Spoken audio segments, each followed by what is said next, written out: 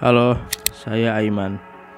Proyek saya kali ini adalah membuat musik. Jenis musik yang saya buat ada bermacam, tapi di proyek kali ini saya membuat musik untuk background sebuah video. Kenapa saya buat ini? Karena saya pikir seorang konten kreator kadang agak malas mencari musik yang tidak kena copyright. Jadi saya kepikir untuk membuat sebuah musik simple yang enak didengar dan tidak mengganggu isi konten si video.